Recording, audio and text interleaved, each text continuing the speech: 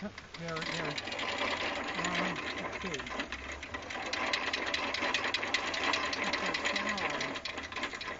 I might do is once they start winching, I'll have you pick it up and how we got this one.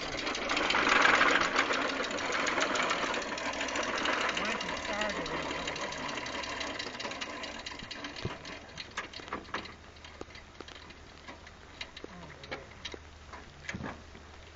Wonderful, Grandpa. yeah. Go ahead. So let me just get that.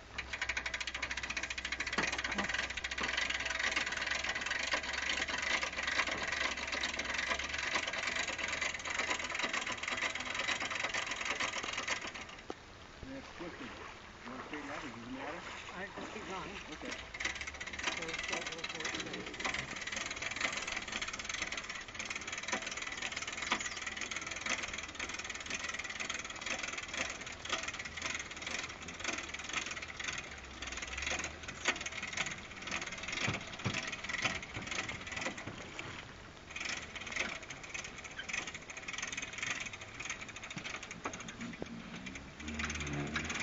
It does look like in the old days they used to they would jury rig a ship, and they call it sailing and jury. That if the if your mast broke or something like that. Well, we'll just keep going. So it doesn't get caught. Back it up. It's like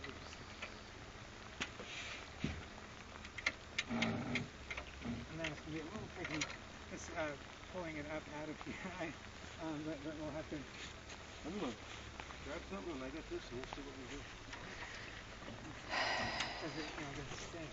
If I can get behind it, get behind it, we're going to cut the wheel out. Well, wait a minute, Grandpa. You have the waterproof.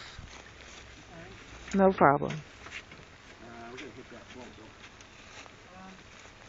So let's bring it up. We'll bring it up to the float. Back it off. We'll just work it sideways back and forth a little bit. Yeah. You going back? No, we'll just bring it up closer. Okay. And then.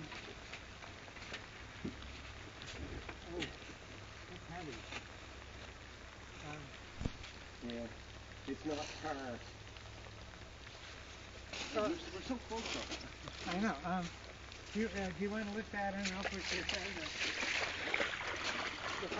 You might be a little stronger than I don't know.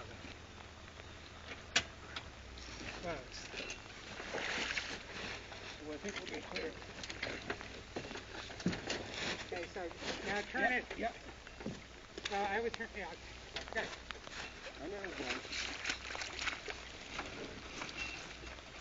It's still. Whoa. Gotta turn more. It still smells a lot like that iron oxide. So we can just put it here. I'll turn the car around and hook onto it. Okay. So let's bring it up so you don't drive it. Right. Okay.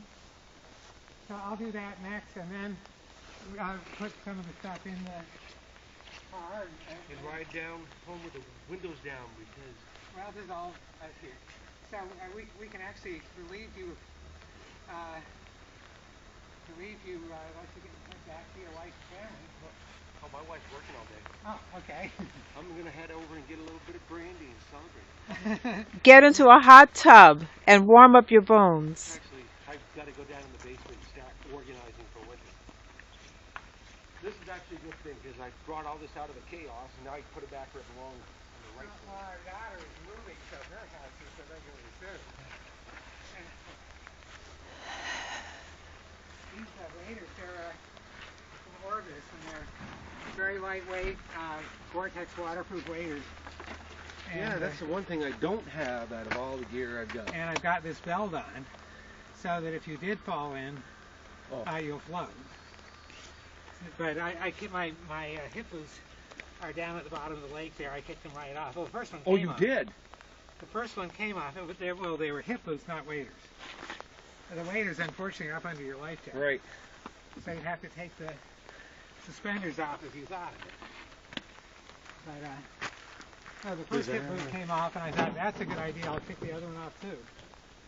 And then all I have to do is swim 150 yards or 200. You know, the wind dropped off, so it didn't seem to me that it was that. I wasn't getting splashed. Yeah. But it still was, you know. But it's one of these things where that you know, you may seem as though you're all right now, but you're in such.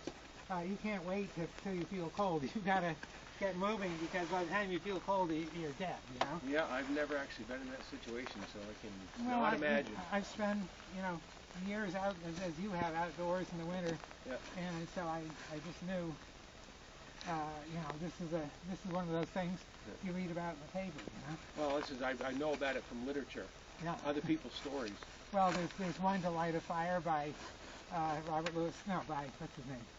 The guy, Jack London. Oh. This guy falls in and tries to light a fire, and the snow lands on it, puts it out, and that's it. You know, it's pretty obvious. That's why I carry a micro torch that's like a matte gas torch. I should. I do. One of the things I didn't have was. That's why, you know, I'll only buy a truck that has a million pockets in the doors. Yeah. So I can put all the stuff that I'm never going to need, but if I do, it's going to be there. Right. Well, you see these guys that survive on toothpaste. Well, anyways, let me just thank you so much. Toothpaste? Well, yeah, they're marooned out in the desert or someplace, and all they have is toothpaste. I carry MREs Yeah, in my back pocket. Exactly.